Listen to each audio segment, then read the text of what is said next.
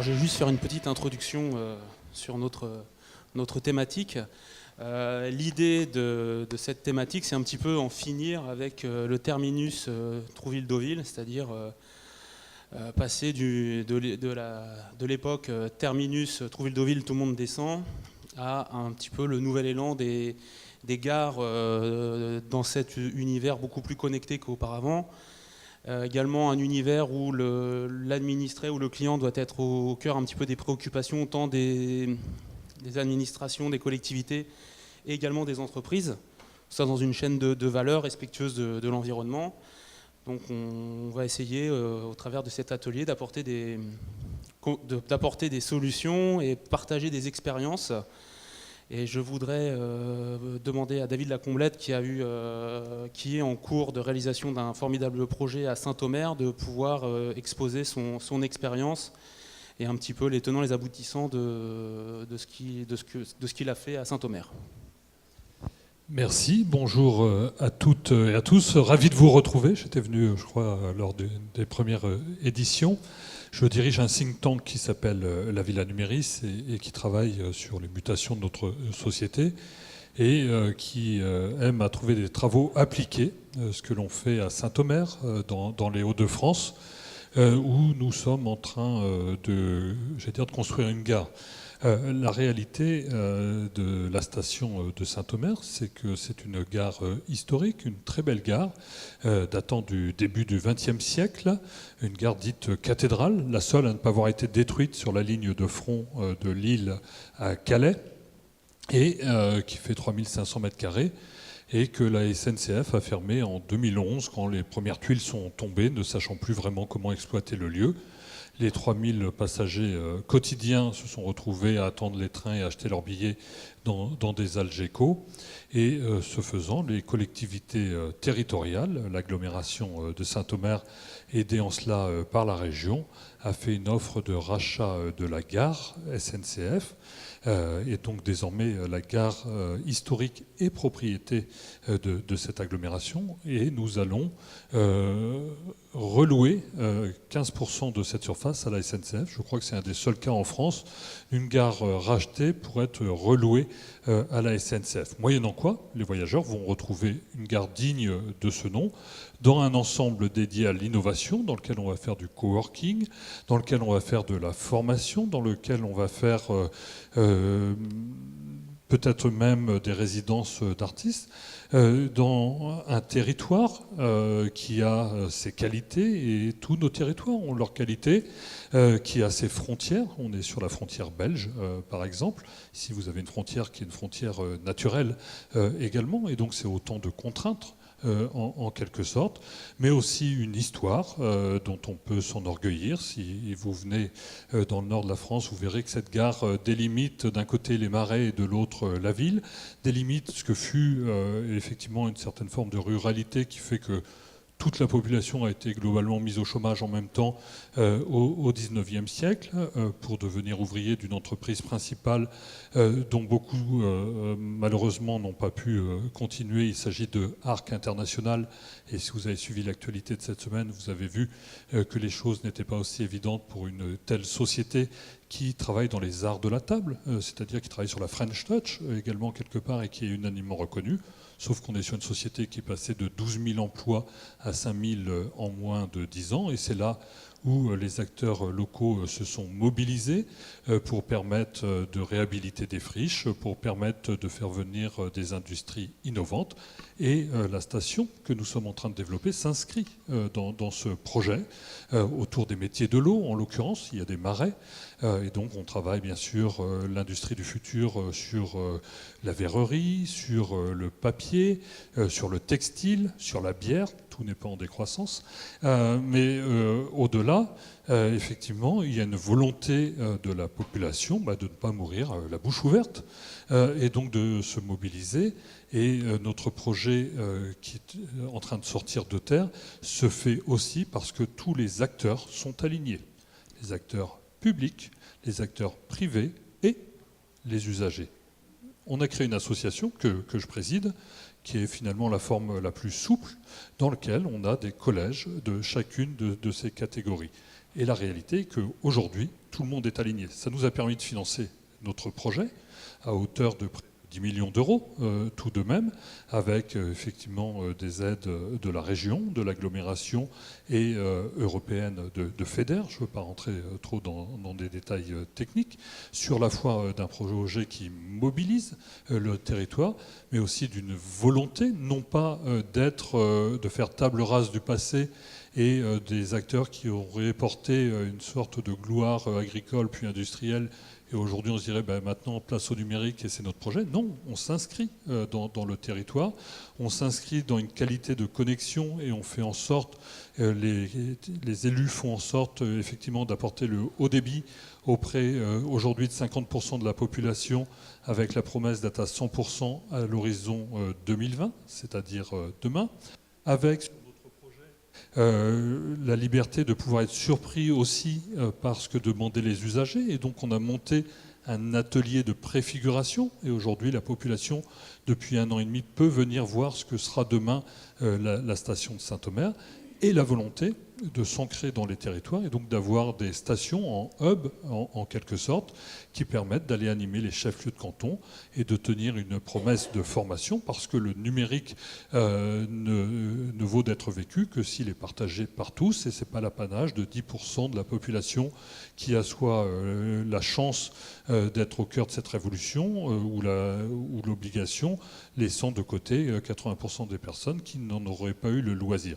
Et c'est cette mobilisation qui fait qu'aujourd'hui, vous êtes sur un territoire qui se mobilise, et ça va au-delà du numérique. Il y a une ambition patrimoniale, c'est le cas de la gare. On y a mis des moyens, moyennant quoi on y a remis des métiers qui font de l'ornement sur la gare, qui font un très belle horloge, etc., etc. Au-delà, il y a une mobilisation des élus qui font qu'on est dans une ville avec un très beau patrimoine. Le maire de la ville, François de Coster, a fait en sorte de rouvrir un théâtre à l'italienne qui était fermé depuis 50 ans. Moyennant quoi, la programmation est complète jusqu'au mois de juillet prochain. Les restaurateurs commencent à réfléchir à savoir si un deuxième service le soir. Notre projet sur la gare, on est en train de regarder si on n'est pas capable de faire de la collecte de produits frais pour les personnes qui, elles, rentrent en train et auraient peut-être un panier frais fait par leur boulanger, leur boucher ou marchand de primeurs, moyennant quoi vous créez une histoire alternative à celle d'Amazon ou des grandes surfaces. Et c'est cette mobilisation d'ensemble, cette intelligence, si je puis dire, qui permet effectivement de sortir le drapeau et de travailler en miroir, non pas face à Paris, mais avec Lille, par exemple, qui est à 3/4 d'heure, et de faire en sorte qu'il y ait des personnes qui peut-être se déplacent une fois de moins sur leur lieu de travail, mais restent à proximité de chez elles, mais à proximité seulement, dans une ambiance dynamique, porteuse pour le travail. Et ce projet est né d'une campagne municipale où le maire élu menait sa première campagne au municipal la dernière fois et a été surpris en faisant du porte-à-porte un peu à l'ancienne du nombre de personnes qui lui ouvraient, du nombre de personnes dont il avait le sentiment de les ennuyer chez elles parce qu'elles étaient en train de travailler. Et effectivement, ainsi est née l'idée peut-être de leur permettre de les faire venir dans un lieu où ils pourront partager des savoirs et des savoir-faire et finalement de faire rayonner l'image de leur ville par l'excellence des personnes qui y sont aujourd'hui. Merci David. Vous avez évoqué l'innovation, vous avez évoqué notamment le fait de faire passer Amazon un petit peu pour quelque chose de rétro, puisque vous apportez une alternative à ce modèle Amazon qui met encore une fois le client au cœur de son business model. Vous avez parlé de formation, donc je voudrais demander à Madame la vice-présidente de la région Normandie si sur la région Normandie, dans le cadre des nouvelles attributions confiées à la région en termes de mobilité, dans le cadre de sa compétence développement économique, et puis dans tout ce qui concerne l'innovation et l'enseignement, quelles sont un petit peu les tendances dans notre belle région normande ? Voilà, beaucoup de choses. Bonjour à tous. Alors, en ce qui concerne la partie Normandie connectée numérique, puisque c'est un peu dans ce cadre-là que j'interviens cet après-midi, il est évident qu'aujourd'hui, nous avons à accompagner la transformation numérique de notre économie, le développement aussi au travers des nouveaux outils et des nouveaux comportements de tous les Normands. Et dans ce cadre-là, nous avons présenté une stratégie du numérique pour la région il y a maintenant un petit peu plus d'un an, qui vise non seulement à accompagner ce que doit faire la région vis-à-vis de ses partenaires, je pense notamment aux infrastructures, parce que c'est important pour pouvoir aller notamment un petit peu plus vite sur l'accès au très haut débit et sur l'ensemble de notre territoire au travers des 5 départements que couvre la Normandie.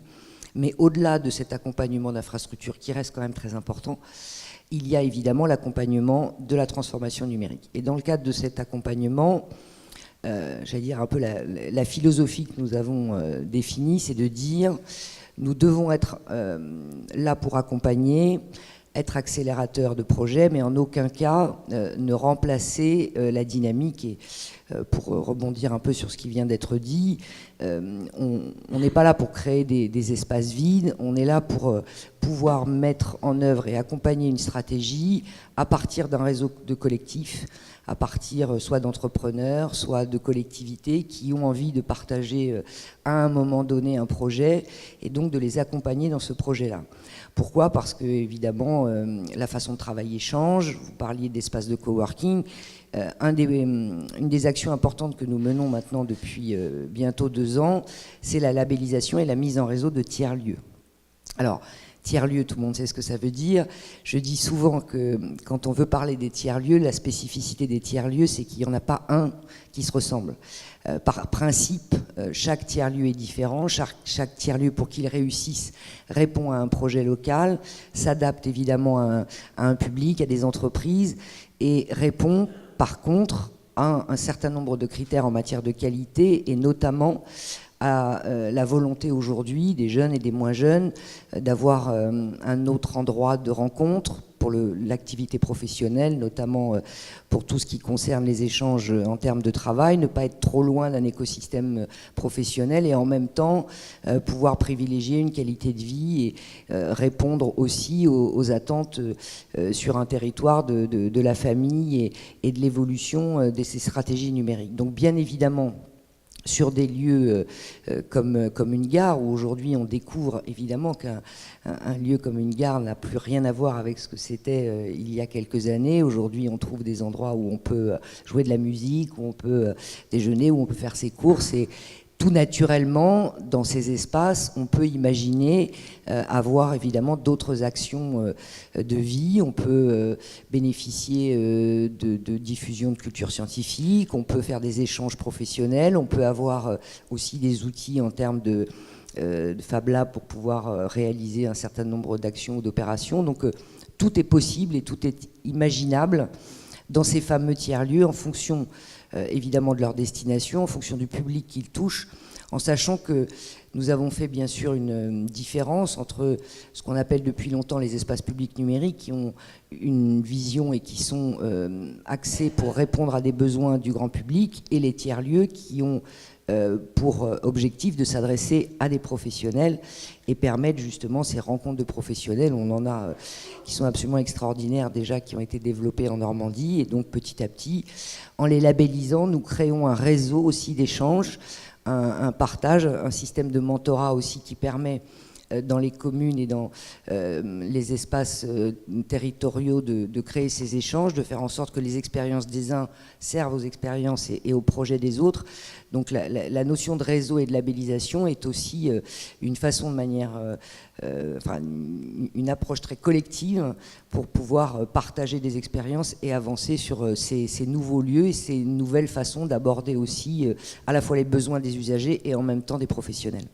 Est-ce qu'on pourrait faire le rapprochement entre les friches industrielles auxquelles on a pu être confronté une première fois dans les années 80 avec la SMN, puis dans les années 2000? Est-ce qu'on pourrait comparer ces friches industrielles, les gares, à des friches, pas vraiment des friches industrielles, mais des friches de services qui aurait vocation en fait à se redéployer grâce, on va pouvoir en parler aussi avec Madame Rhin, sur les services liés aux administrés au travers du département.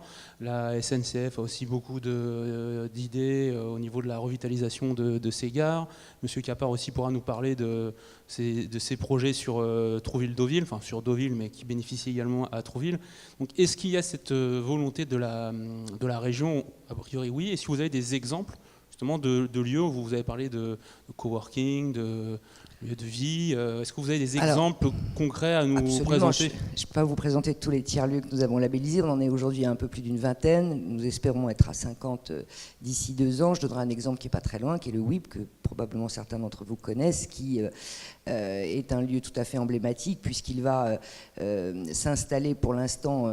Il s'agit d'un espace qui est temporaire mais qui allie à la fois un espace de coworking, des échanges culturels, des concerts, des activités professionnelles puisque vous avez sur place des auto-entrepreneurs dans le domaine du design mais aussi de la conception informatique mais aussi de la confection. Et à côté, c'est ce lieu emblématique par les SNM qui est en phase de réalisation et qui permettra dans un bâtiment, donc cette fameuse friche industrielle, d'accéder dans ce lieu à différentes activités. Et l'intérêt de ce projet, c'est que avant de construire simplement, enfin de redonner une âme à cette friche industrielle, il y a eu un travail au préalable d'un ensemble et d'une équipe permettant justement de constituer un projet, ce qui fait que quand le lieu va être en capacité d'accueillir l'ensemble des partenaires, eh bien, on sera déjà dans une activité intense, mêlant à la fois de la culture, du numérique, des espaces professionnels d'échange. Et des exemples comme ça, nous en avons évidemment beaucoup, chacun avec des spécificités. C'est vrai qu'on ne retrouve pas forcément la même définition et la même taille de tiers-lieux dans nos grandes agglomérations normandes, que ce soit à Rouen, Caen ou Le Havre, ou dans des territoires un petit peu plus excentrés et un petit peu plus ruraux.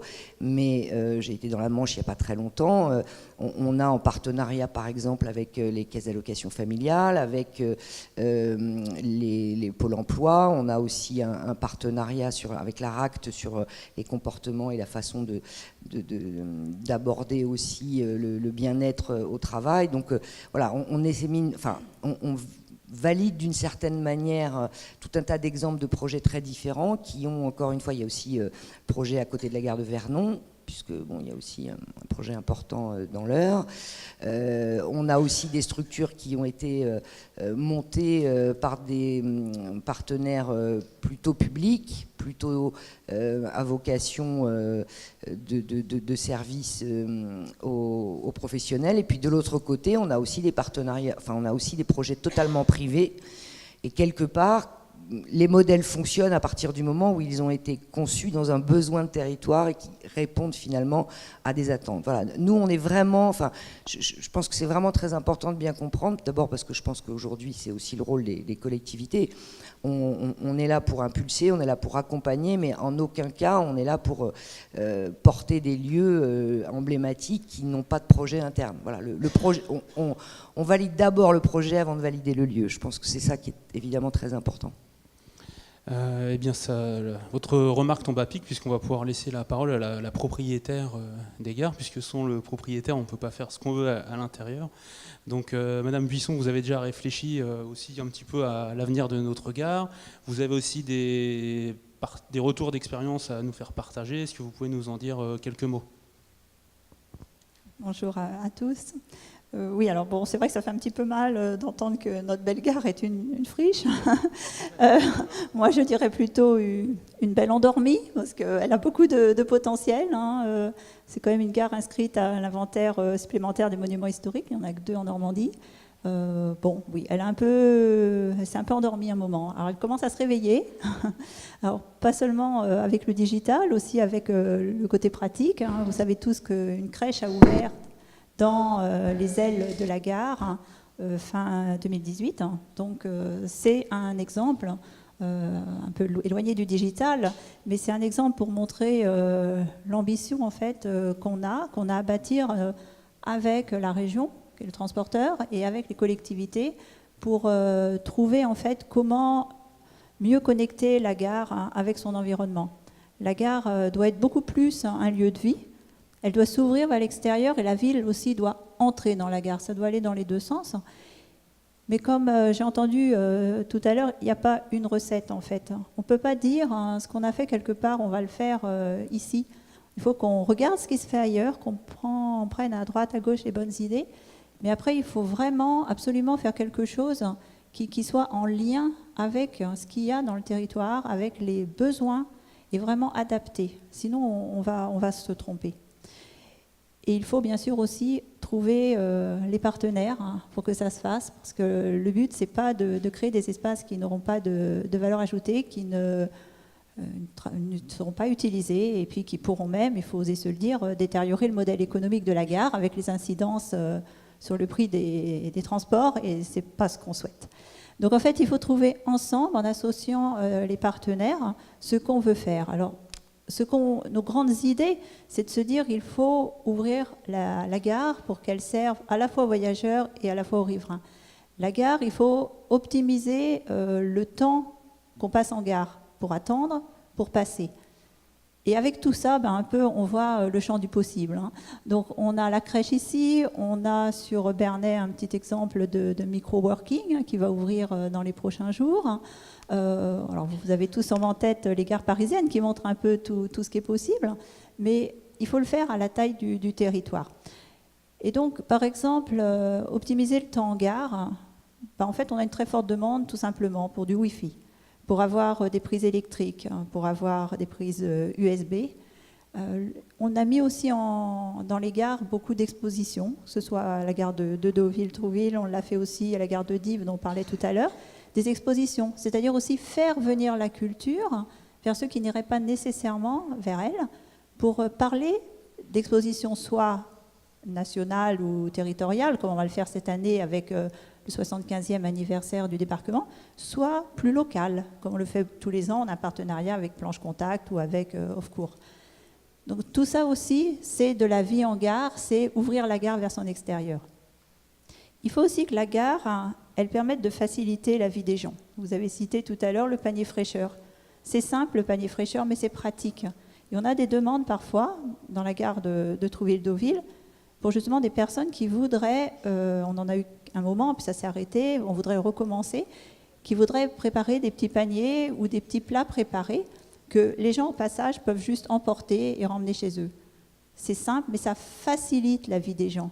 Ils n'ont pas besoin de faire de détours, c'est sur leur chemin.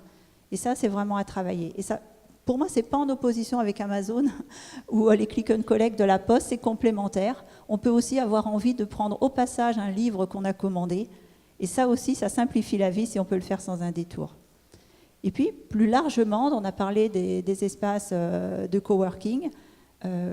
Oui, et ça ne touche pas que les voyageurs, ça touche les riverains. Donc c'est vraiment le symbole de la gare, espace de vie ouverte sur son territoire.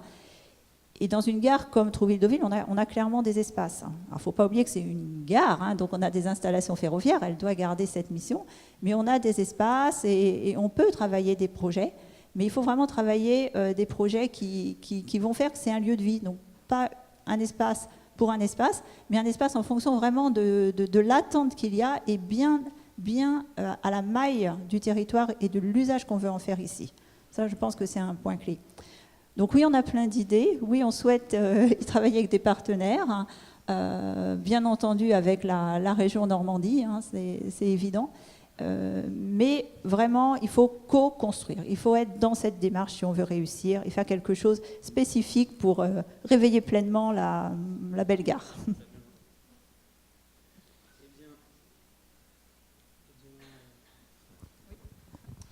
Eh bien, votre remarque nous amène directement au nouveau service qu'on pourrait proposer dans cette belle endormie qui est la gare de Trouville-Deauville.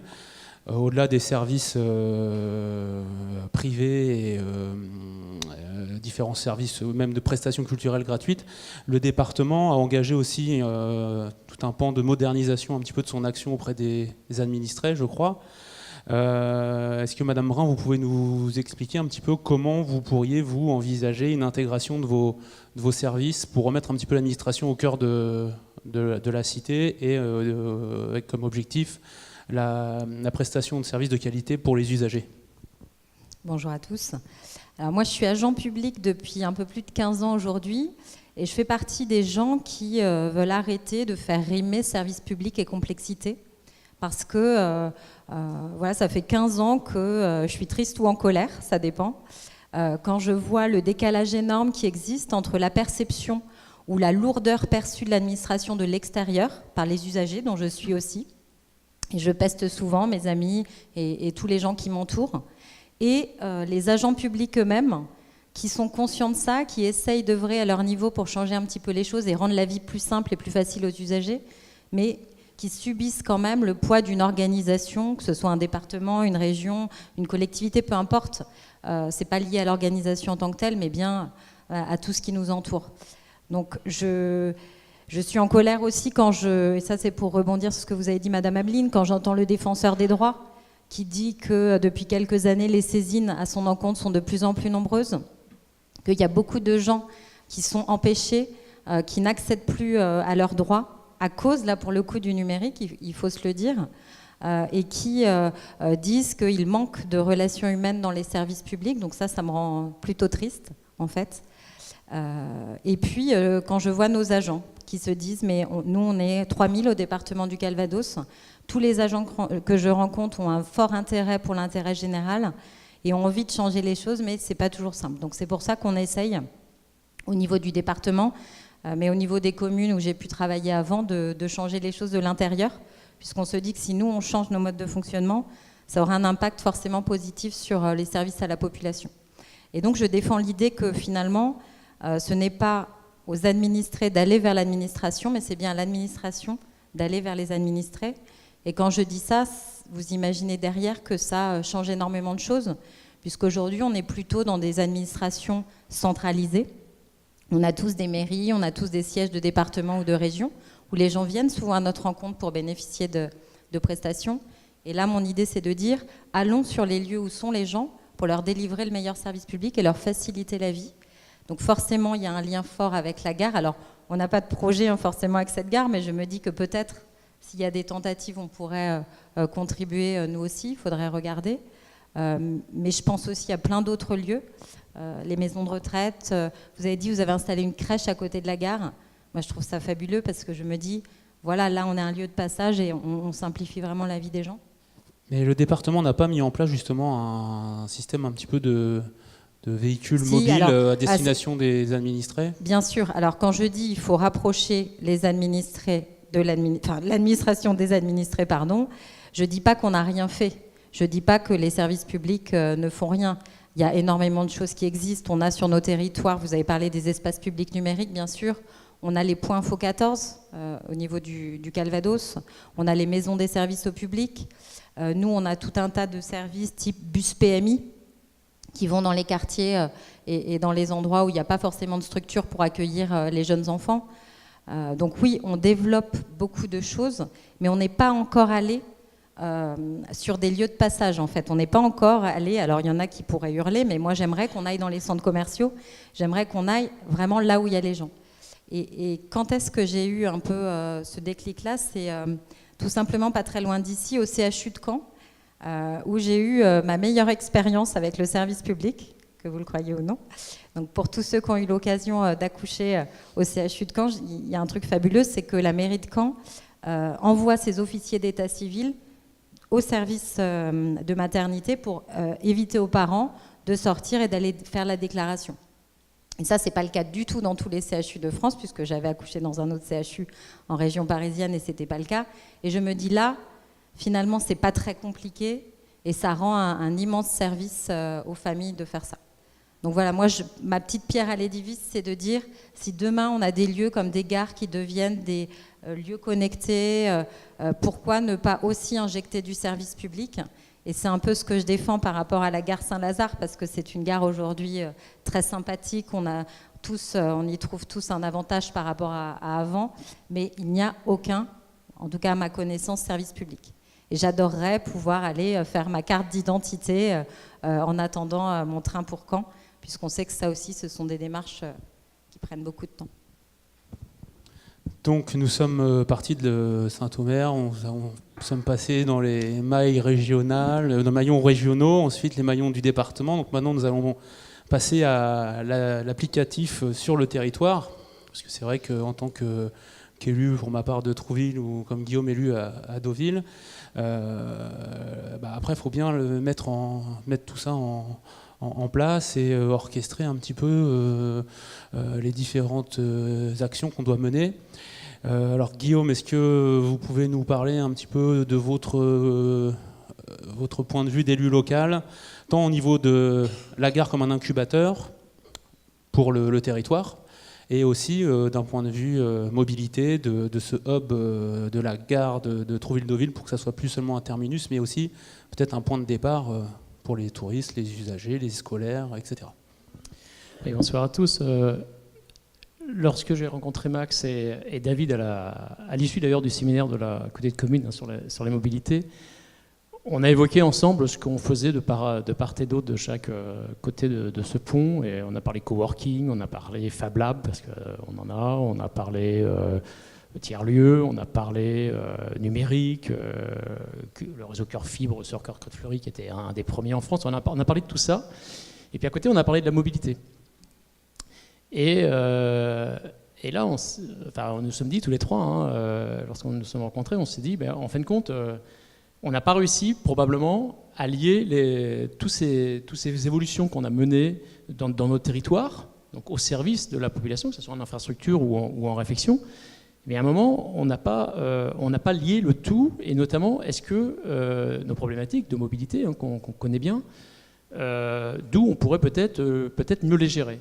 Et on sait aujourd'hui que des applications numériques, quelles qu'elles soient, peuvent permettre d'appréhender ou d'apprivoiser, d'utiliser tous les systèmes de mobilité liés au partage, que ce soit la voiture, le vélo, et que sais-je encore.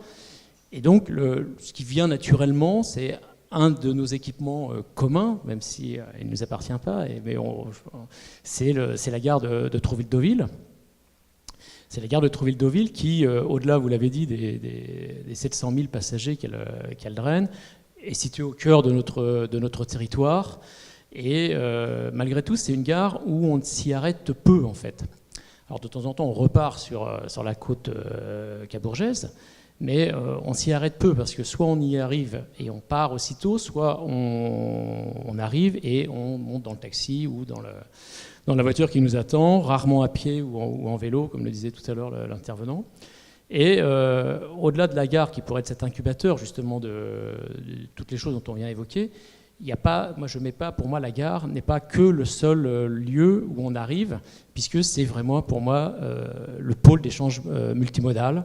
Entre chaque gare, il y a une 2x2 voies rue Auguste de Camp, puis la Touques, puis De Gaulle et Kennedy à Trouville. De l'autre côté, on a aussi l'avenue des Créateurs, qui n'est pas un mauvais mot d'ailleurs, et puis on a le port en face. Et on sait que les trajets, alors j'ai vu qu'il y avait une table aussi sur le dernier kilomètre, on sait que les trajets sont les plus courts possibles, on dit toujours 50% des trajets font moins de 8 km. Dans notre territoire, je pense que c'est même le même pourcentage, mais les trajets qu'on peut rediviser par deux, en fait, puisqu'on arrive à aller au Roche-Noire à Trouville, et puis on arrive à la limite d'Auville-Tourgéville, en fait, en quelques minutes. Et c'est pas pour autant qu'on y va à pied ou en vélo. Et là, je me suis dit qu'il n'y a peut-être pas que la gare qui s'est endormie, et peut-être que nous aussi, nous sommes un peu endormis, parce que cette problématique-là de mobilité, on l'a vue peut-être de manière un peu défensive, je bats ma coulpe à mon tour,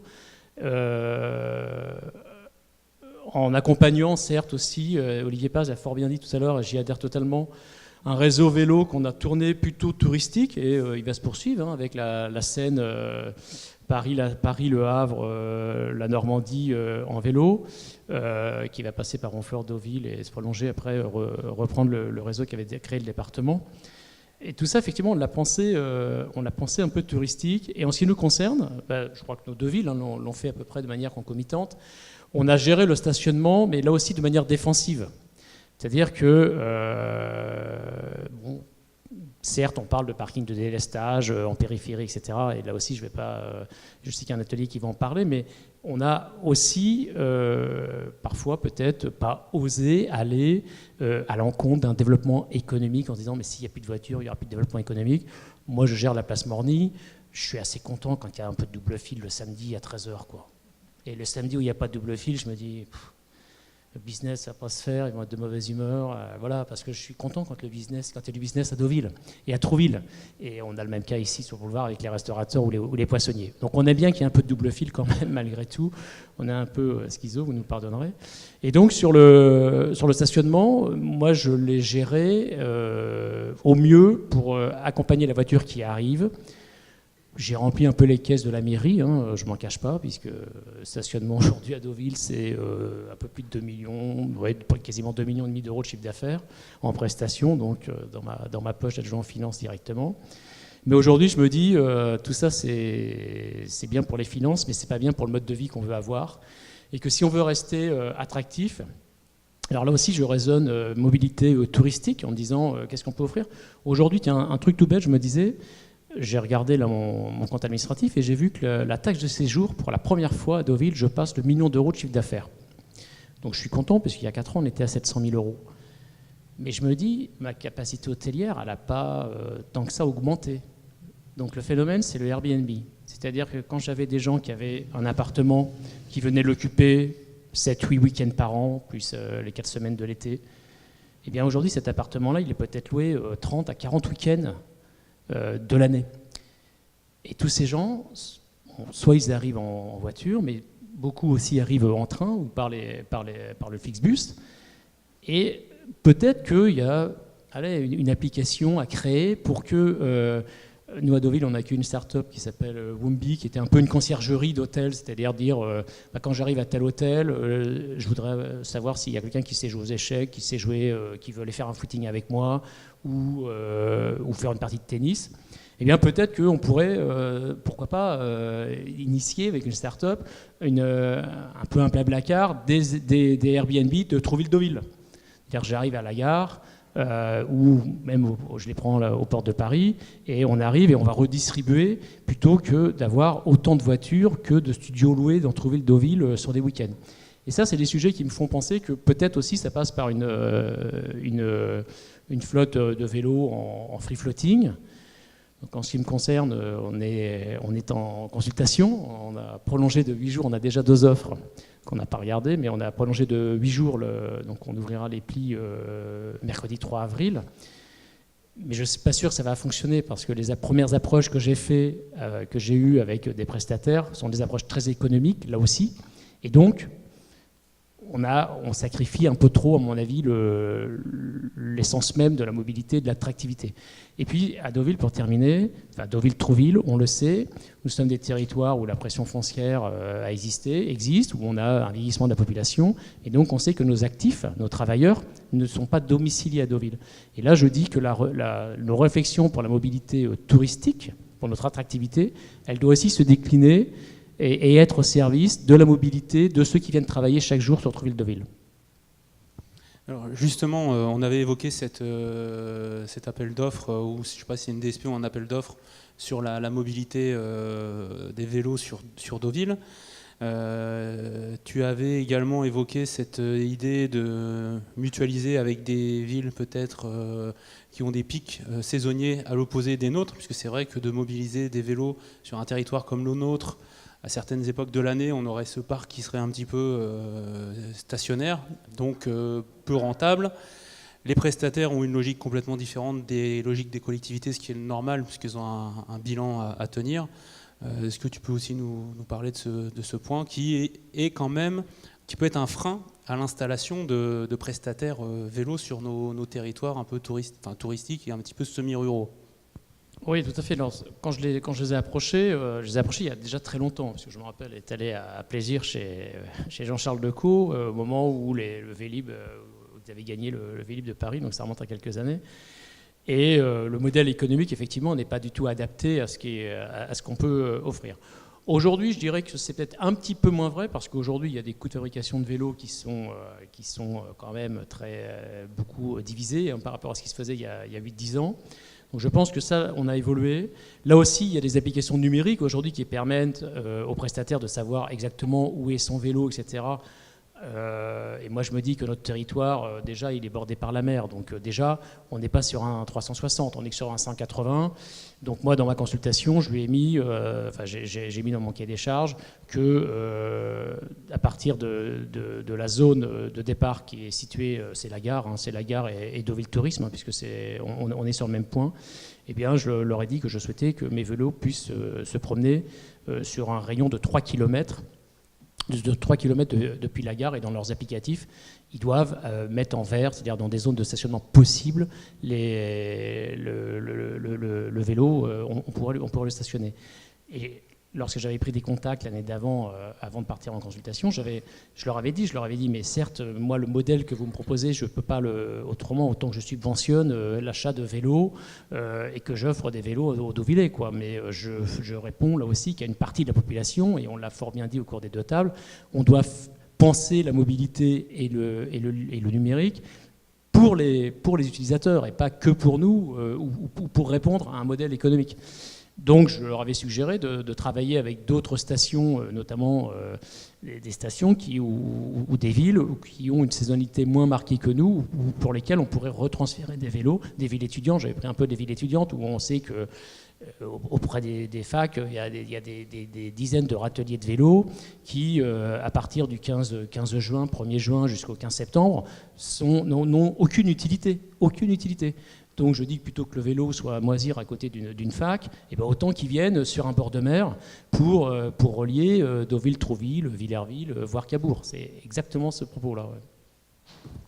Nous avons beaucoup évoqué le côté multimodalité de la gare. Aujourd'hui, on a donc cette gare avec les usagers du train, avec des guichets. On en avait parlé avec Madame Huisson. On a les bus verts, je ne sais pas si Madame Lemonnier est encore là, qui a également son guichet, qui n'est pas au même endroit que le guichet train. On a sur Trouville, on a un prestataire historique qui propose des vélos ou des Rosalie, des Trouvillaises, vous les appelez comme vous voulez. Est-ce que à terme, est-ce que c'est la vocation, est-ce que c'est la SNCF a vocation à stimuler un petit peu ces rapprochements, mutualiser un petit peu un guichet unique? On parlait de service aux administrés. Est-ce que Madame Huisson, vous pouvez nous parler un petit peu de ces options possibles? Donc oui, la SNCF a dans sa feuille de route, hein, avec la nouvelle loi suite à la réforme ferroviaire, c'est un des 3 axes, hein, c'est de favoriser tout ce qui est complémentarité entre les modes. Donc oui, la gare me semble en plus pertinente. Il y a déjà la gare routière à côté. Enfin voilà, ça me semble le lieu pertinent pour accueillir ces mobilités. Après, c'est à travailler avec tous les acteurs pour que ce ne soit pas juste de juxtaposer des modes, mais faire en sorte que ce soit en effet de la mobilité, qu'il y ait aussi des écrans d'information sur les différents modes, sur le nombre de vélos qui sont disponibles, de façon à ce que ça apporte aussi une certaine fluidité et qu'on crée vraiment un lieu d'échange entre modes et pas juste un lieu où seront possibles de trouver les différents modes. Donc ça, je pense à Gare, en effet, assez bien localisée en plus entre les 2 villes pour accueillir ce rôle-là, et c'est totalement dans nos missions. David, est-ce qu'à Saint-Omer, on a une expérience à partager? Alors, oui, nécessairement, on n'est pas ni plus marcheur ni moins qu'ailleurs. Et c'est un peu plus vallonné, donc ça devient immédiatement plus dur. Mais nos propos illustrent bien la difficulté aujourd'hui que sont celles des décideurs publics ou privés face à des citoyens et consommateurs extraordinairement exigeants. Et quand je parlais d'Amazon tout à l'heure, je ne me mettais pas à la place, mais en alternatif. Et je pense que l'Europe a de quoi générer des modèles alternatifs, parce qu'on est sur un continent altruiste, un continent qui préserve les données et la propriété intellectuelle. Mais le numérique a cette faculté d'exacerber l'exigence. Quand vous parlez des services publics tout à l'heure, et vous faites référence effectivement au rapport du défenseur des droits en début d'année, c'est bien parce que les Français aiment leur administration qu'ils aiment aussi la dématérialisation. Il y a beaucoup d'études qui sont parues sur le sujet ces derniers temps, qu'ils sont encore plus exigeants vis-à-vis d'elle en termes de disponibilité. Et on est tous fait ainsi. Il y a 15 ans, on a accepté d'attendre 1 minute pour qu'une page web se charge quand on allait sur n'importe quel site. Aujourd'hui, moins d'un dixième de seconde nous semble insupportable. Et parce que le numérique s'immisce partout, même quand il n'y a pas de relation digitale. Il y a une forme de virtualité appliquée. On est incapable de faire plus d'1 minute la file d'attente chez son boulanger, alors qu'il n'y a pas de relation numérique, mais on aimerait que ça réponde au doigt et à l'œil. Alors le pauvre gars, il n'a pas été préparé à cette mise en concurrence. Et effectivement, on aimerait que tout fonctionne aussi bien que le service après-vente d'Amazon. Parce que si j'achète quelque chose chez Amazon, que je ne le reçois pas le lendemain, j'appelle le service, on me répond au téléphone, on ne me prend pas pour un voleur, on me dit « Ah, désolé, vous ne l'avez pas reçu, est-ce que vous voulez qu'on vous rembourse ou on vous renvoie un autre livre ?» Et ça change tout. Faites la même expérience auprès de vos services, que ce soit à la SNCF, chez Orange, dans l'administration. On a tous des amis qui nous racontent toujours des petites galères de temps en temps et vice-versa. Et donc, effectivement, on a affaire à des consommateurs et des citoyens qui sont devenus aussi des consommateurs des services publics, qui a cette exigence tirée vers le haut, charge aux décideurs que nous sommes de tenter de les satisfaire. Et le meilleur moyen d'y parvenir, c'est de les associer. Et effectivement, c'est ce que nous avons souhaité faire à Saint-Omer, en associant au plus proche des décisions, de leurs réflexions, les citoyens et usagers, avec des méthodes d'entreprise. Quand on parle de méthodes agiles pour ceux qui travaillent dans des entreprises, on se donne des jalons tous les 100 jours et on analyse ce qui a été fait, ce qui n'a pas été fait. On cherche à comprendre pourquoi ce qu'on avait décidé n'a pas été fait, non pas pour aller sanctionner, mais pour corriger et tenter d'atteindre les objectifs que l'on s'est donnés en matière de mobilité aussi. Merci. Madame Guégaud, est-ce que vous pensez que la région aurait la volonté de lancer un tour de table, par exemple, pour faire l'acquisition d'un lieu, d'une gare, pas forcément celle de Trouville-Deauville, faire un tour de table, si bien entendu ce projet, enfin si ce tour de table est agrémenté d'un projet qui répond aux attentes de la région, est-ce que c'est quelque chose qui pourrait être envisageable, un petit peu ce qu'on a vu avec nos voisins de Saint-Omer? Alors, pour l'instant, ce que je vous disais en introduction sur notamment la partie EPN et tiers-lieux, nous sommes vraiment dans une stratégie d'accompagnement et en aucun cas nous portons les projets nous-mêmes. D'abord parce qu'on est absolument convaincus que pour leur réussite, c'est pas forcément une bonne chose que nous soyons dans une stratégie, dans un tour de table et avec d'autres collectivités et notamment les communes quand il y a des projets qui sont des projets solides. Bien évidemment, la région est là et la région écoute et la région regarde comment les choses. En plus, nous avons évidemment des mécanismes d'aide, par exemple pour les tiers-lieux. On a mis en place des dispositifs qui permettent d'accompagner financièrement la stratégie pour regarder si dans la phase de conception, ça répond vraiment à un besoin. Donc il y a un accompagnement dans cette première étape de conception. C'est un accompagnement relativement, qui n'est pas très important, mais enfin qui a l'avantage d'être là. Et puis ensuite, on peut accompagner jusqu'à 50% sur des équipements en matériel pour permettre justement, dans le cadre des Fab Labs, d'imprimantes 3D, de nouveaux outils, d'aider en fait au développement du tiers-lieu. Mais c'est pas nous pensons sincèrement que ce n'est pas à la région de porter à bout de bras un lieu.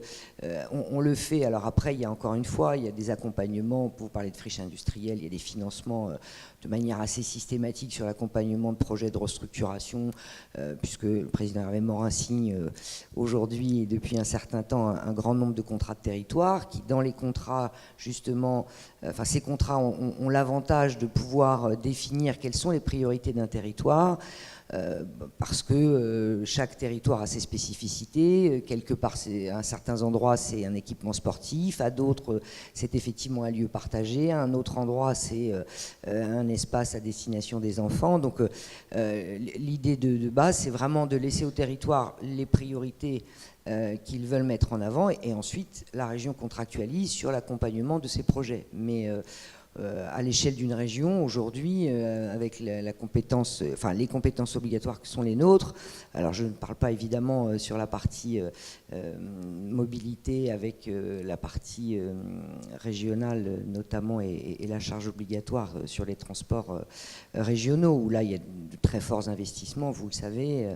On a un président qui s'est beaucoup impliqué pour améliorer et développer notre réseau et la qualité de vie, parce que si on en revient aux gares, ce qu'on constate, alors moi je ne suis pas une élue du territoire du Calvados, mais plutôt de Seine-Maritime, c'est vrai que bon, notre fameuse ligne Le Havre-Rouen, bon, le confort des trains, la façon dont on voyage était quand même assez catastrophique, donc même si demain on ne règle pas tous les problèmes, notamment en matière de rapidité, qu'on n'arrive pas forcément à réduire pour des tas de raisons, la durée du trajet, si déjà, ce que dit très souvent Hervé Morin, si déjà on est dans des wagons confortables, où on peut prendre un café, où on peut avoir une prise qui marche et pouvoir continuer à travailler avec un accès Wi-Fi, ce sera déjà extraordinaire, et les 10 minutes qu'il faudra gagner dans quelques temps, eh bien, passeront plus vite. Voilà. Et donc cette continuité de mobilité au travers des gares est aussi importante quand on a un train en retard, quand il y a un problème technique, de pouvoir aussi trouver un lieu et de ne pas être là pendant une demi-heure, 3/4 d'heure ou 1 heure à attendre au froid dans un contexte compliqué. Voilà, donc au-delà de ces investissements très lourds, ces compétences régionales, pour ces projets de territoire, je pense qu'il y a une vraie responsabilité, encore une fois, des acteurs du territoire à définir les priorités de leurs projets, et évidemment dans une stratégie régionale d'échange et de... parce que quand on parle de réseau, pour nous, mettre en place un réseau de tiers-lieux en Normandie, ça veut dire quoi? Ça veut dire que non seulement ça accompagne les espaces parce que ça leur donne une visibilité, ça permet encore aussi aux différents lieux et aux différents acteurs d'avoir des échanges de pratiques, pouvoir échanger de la formation, pouvoir échanger des expériences, et donc de monter à la fois en compétences, en expérience, en qualité. Donc c'est vraiment, en termes d'attractivité du territoire, un élément très important pour les habitants de la Normandie. Merci Madame Guégaud. Donc la région ne peut pas financer, mais a priori le département veut financer avec nous l'achat d'une gare. Non, je pense pas, non. Enfin, il faudra demander à Madame Mémo, qui est élue ici, elle vous répondra mieux que moi. Non, c'était une remarque plutôt un peu complémentaire. C'est de se dire, vous avez très bien dit, les lieux comme ça qui vont être créés ou qui sont en train d'être créés doivent s'inscrire dans un écosystème et ne pas être les mêmes qu'on reproduit partout. Donc ça, c'est assez simple à comprendre de premier abord. Ce qui me semble complexe, c'est par rapport à nos usagers qui, vous l'avez dit, sont de plus en plus exigeants, mais qui aussi ont des exigences complètement différentes en fonction de qui ils sont. Et donc ces lieux-là, la complexité, c'est s'adapter à tous ces types d'usagers et à chacun de leur parcours. C'est-à-dire que si on part de la gare, il va y avoir effectivement les touristes qui vont avoir besoin peut-être d'être très connectés. Il va y avoir les gens qui sont plutôt des publics défavorisés et qui vont aller sur les temps de gare peut-être pour chercher autre chose. Il va y avoir les déplacements pendulaires, vous en parliez tout à l'heure, sur domicile. Voilà. Et donc ce qui est très complexe, me semble-t-il, c'est sur un lieu unique comme ça, on parle de service, mais pour qui, pourquoi, comment? Et je ne sais pas si on arrivera en tout cas à répondre à tous ces besoins. Commençons peut-être par cibler un type de population, les touristes ou les habitants ou ceux qui font leur trajet. Mais voilà, déjà peut-être essayer de s'attaquer à un seul ou 2 ou 3 parcours usagers, et peut-être pas tous nos usagers d'un seul coup. Vous avez entièrement raison, c'est d'ailleurs l'objectif de ce forum, c'est de pouvoir échanger, se poser des questions. Donc est-ce qu'il y a des personnes qui souhaitent intervenir? Madame Mémo. Merci. Je vais faire un petit peu le vilain petit canard, parce que je voudrais vous rappeler que nous avons un département du Calvados, je parle au nom du Calvados, un département qui est traversé d'est en ouest par une autoroute. Et il faut savoir et se rappeler que 60% de la population du Calvados se trouve au nord de cette autoroute et 40% au sud. Donc moi je suis émerveillée de vous entendre et vous me faites tellement envie en parlant de gare connectée.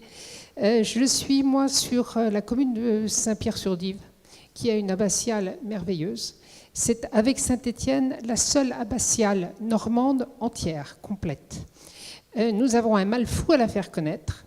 Nous nous démenons pour créer actuellement dans nos bâtiments qui ont été rénovés grâce à la région, grâce au département et grâce à l'État. Nous nous battons pour créer un tiers-lieu. Je pense que nous aurons les moyens de le faire. La volonté et puis notre positionnement à mi-chemin entre Livaro, Falaise, Dizieux, avec une voie ferrée. Je ne vous parle pas de gare, parce que l'ancienne gare a été démolie, et nous sommes toujours en attente d'une halte éco-durable. Alors, on a beaucoup d'étudiants qui partent le matin vers Caen, des gens qui reviennent le soir. On aurait aimé également avoir des gens qui puissent venir de Caen vers Saint-Pierre si nous avons ce tiers-lieu, des touristes qui pourraient se déplacer et faire une halte à Saint-Pierre également. Ça permettrait également de désenclaver des territoires comme Livaro, Orbec, Falaise, qui n'a pas de gare non plus, où on pourrait également peut-être faire, alors non pas des vélos, parce que là les distances sont beaucoup trop longues, et puis on est dans le Pays d'Auge Sud, alors c'est très vallonné, mais peut-être des véhicules en autopartage, pourquoi pas, pour que les touristes qui viendraient vers nos territoires enclavés, ça je répète bien, ils sont enclavés pour la mobilité, mais ils sont enclavés également pour... alors, je ne vais pas parler de... Je vais plutôt vous parler d'électronisme. Alors, c'est un terme qu'on commence à entendre un petit peu, parce que toutes nos populations rurales sont vraiment à la traîne. On fait ce qu'on peut au département. Je vous assure qu'on travaille énormément avec l'aide des points Info 14. Nous avons maintenant des médiateurs numériques qui viennent dans nos communes, qui sont des écrivains publics numériques, où on essaie d'aider vraiment toute cette population défavorisée. Alors, il y a des idées comme ça qui me viennent à force de vous entendre. Vous parliez de mobilité alternative. Tous ces territoires ruraux ont également développé des transports solidaires.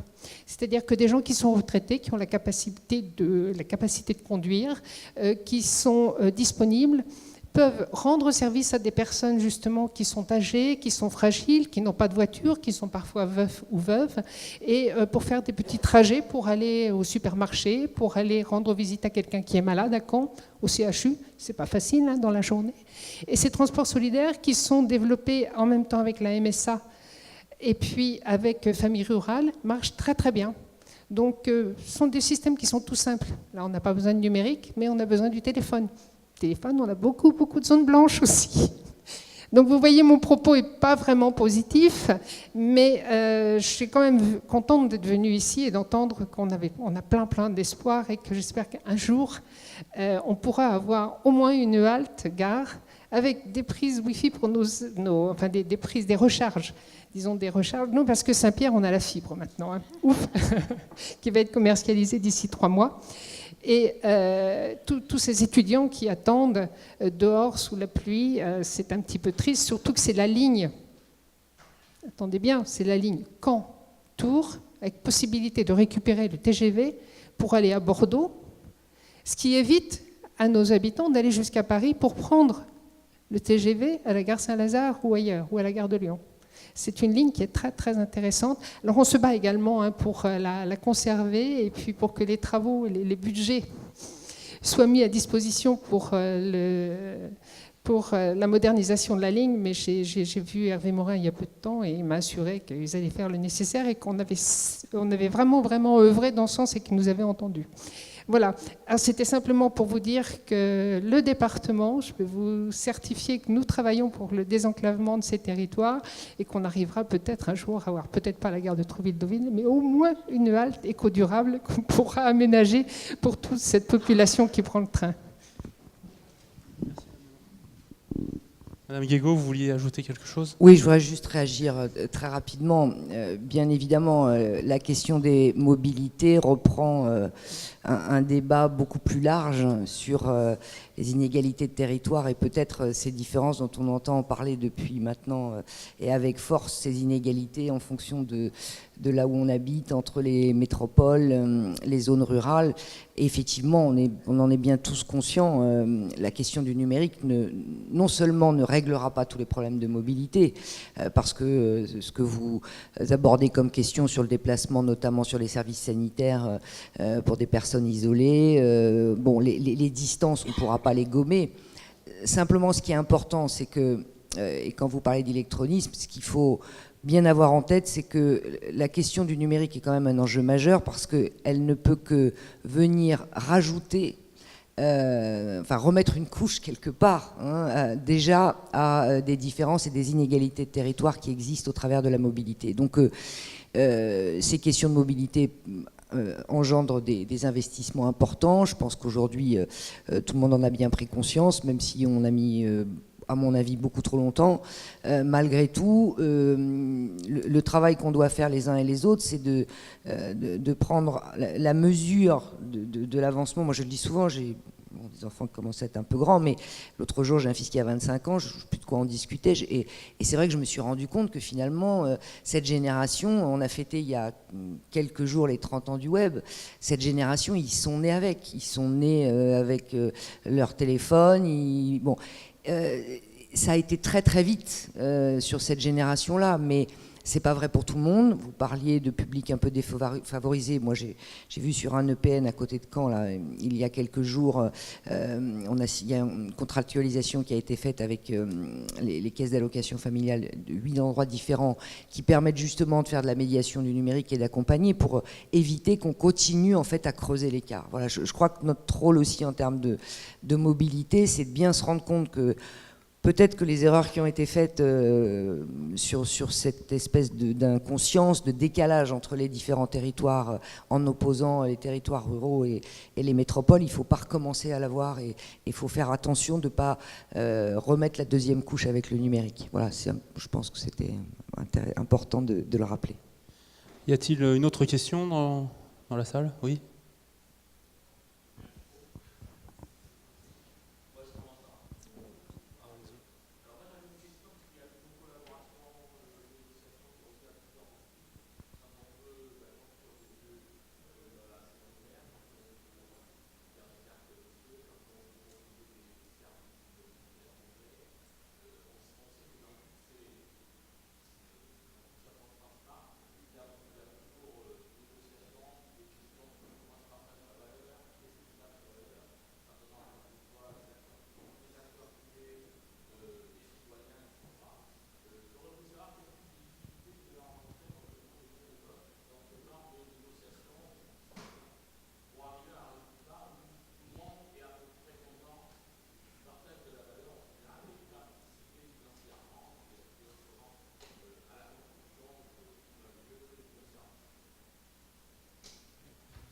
Alors, je répondrai très rapidement parce que je ne peux pas me réjouir d'être sur des tables rondes où il y a une stricte parité et accaparer 100% de la parole. Pour répondre à votre question, nous on a fait le choix à Saint-Omer de fonder une association. Donc par nature, ce n'est pas pour faire du profit et on veille scrupuleusement à ne pas être en concurrence avec le marché. On a des Fab Labs, donc c'est-à-dire qu'on a des partenaires qui ont acheté des machines-outils, on y forme des jeunes et des moins jeunes d'ailleurs. On y a une école de la deuxième chance, d'ailleurs avec des personnes qui ont entre 28 et 30 ans, qui étaient en échec scolaire et plutôt en échec de début de vie professionnelle et qui passent la moitié de leur temps en formation intensive pendant 6 mois avec pour 80% d'entre eux l'opportunité d'avoir un travail au bout de cette année. Et donc on veille scrupuleusement effectivement à ne pas rendre des services gratuits, notamment quand sur la place du village, il y a quelqu'un qui fait de la découpe et qui le vend au public. Donc on est très, très scrupuleux sur ce genre de choses. Et c'est en cela que la forme associative nous a paru la plus apte pour être très respectueux de cela. On est là pour favoriser et pas pour accaparer le marché. Je ne vous ai pas entendu, pardon. Les acteurs privés sont plutôt dans l'investissement aujourd'hui. Les acteurs, par exemple, ARC est un de nos partenaires. Ils ont financé clairement des machines-outils, par exemple. Pour eux, l'intérêt est clair. On a des très bonnes écoles d'ingénieurs dans la région. C'est de maintenir autant que faire se peut des talents qui avaient plutôt tendance à s'en aller. Et donc, c'est de les maintenir dans la région, voire d'en faire venir d'autres, parce que vous avez un prix de l'immobilier qui, malgré tout, est très attractif et qu'on fait même le pari que des personnes accepteront de perdre peut-être demain en salaire pour venir habiter à Saint-Omer, parce qu'avec 6 mètres carrés à Paris, vous avez une belle maison à Saint-Omer. Peut-être juste vous dire, sur les tiers-lieux que nous avons labellisés, on a des outils, enfin, on a des tiers-lieux complètement privés, avec des modèles privés et des modèles mixtes. C'est pour ça, entre autres, quand je dis à chaque fois que nous ne pouvons pas, nous, être porteurs, et je pense que c'est une erreur qu'une collectivité, notamment sur la partie tiers-lieux qui est à destination des professionnels, soit dans des modèles complètement publics. Pourquoi ? Parce qu'effectivement, on rentre en concurrence et on casse des modèles qui pourtant, puisqu'on en a quand même un certain nombre, qui marchent très bien tout seul. Donc le modèle économique du tiers-lieu, s'il est bien défini par rapport à des besoins identifiés, il peut fonctionner en termes de fonctionnement de manière totalement équilibrée. Les collectivités peuvent être là dans une phase d'accompagnement au moment du lancement, peuvent être là en proposant des services complémentaires qui permettent justement de mixer un lieu, donc de proposer des services publics au sein d'un espace partagé. Mais sur la partie activité purement, enfin, qui peut être une activité d'échange et de moyens, nous en aucun cas, effectivement, enfin, il faut faire très attention de ne pas rentrer sur un modèle où en fait on casserait un modèle économique privé qui aujourd'hui fonctionne très bien. Des tiers-lieux et des espaces de ce type, vous en avez à de nombreux endroits qui ont des modèles économiques qui fonctionnent et qui se reproduisent. Aujourd'hui, on est vraiment dans un modèle économique qui fonctionne. Voilà. Donc c'est d'autant plus important que les collectivités et que les structures publiques ou parapubliques ne s'implantent pas et ne jouent pas finalement un rôle qui n'est pas leur sur ce genre de modèle. Merci à toutes et à tous. Juste une dernière chose par rapport à ce forum et par rapport à ce côté où on échange des idées avec par exemple David Lacomblette qui a cette expérience sur Saint-Omer.